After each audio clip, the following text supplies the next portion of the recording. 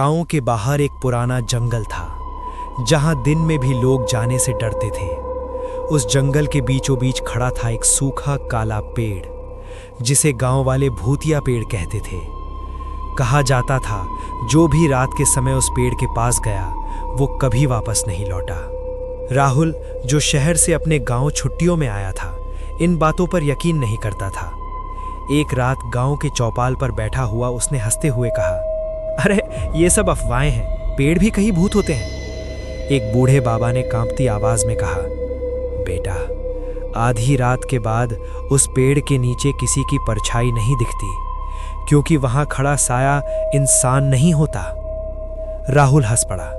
उसी रात करीब 12:30 बजे राहुल अकेले टॉर्च लेकर जंगल की ओर निकल पड़ा। जैसे जैसे वो अंदर बढ़ा हवा ठंडी होती गई, पेड़ों की डालियां चरमराने लगीं और तभी उसने उस भूतिया पेड़ को देखा। पेड़ की जड़ें जमीन से बाहर निकली हुई थीं, मानो किसी ने उन्हें नोच डाला हो। पेड़ के नीचे अजीब सी सफेद धुंध थी।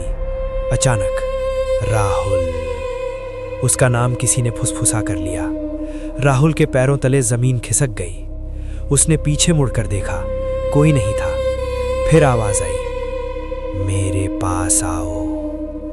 पेड़ के तने पर एक चेहरा उभरने लगा, आंखें काली, मुंह खून से सना हुआ। राहुल भागना चाहता था लेकिन उसके पैर जड़ हो चुके थे। अचानक जमीन से सैकड़ों हाथ निकल आए और उसके पैरों को पकड़ लिया। पेड़ से आवाज आई, मैं उन सब की आत्मा हूं जिन्हें यहां मारकर दफनाया गया। राहुल चिल्लाया लेकिन उसकी आवाज जंगल में ही दब गई। पेड़ की जड़ें उसे धीरे धीरे जमीन के अंदर खींचने लगीं। अगली सुबह गांव वाले जंगल पहुंचे। राहुल कहीं नहीं था। सिर्फ उस पेड़ पर एक नई खरोंच थी जिस पर लिखा था, अगला तुम हो। और तभी हवा में फिर से आवाज गूंजी, मेरे पास आओ।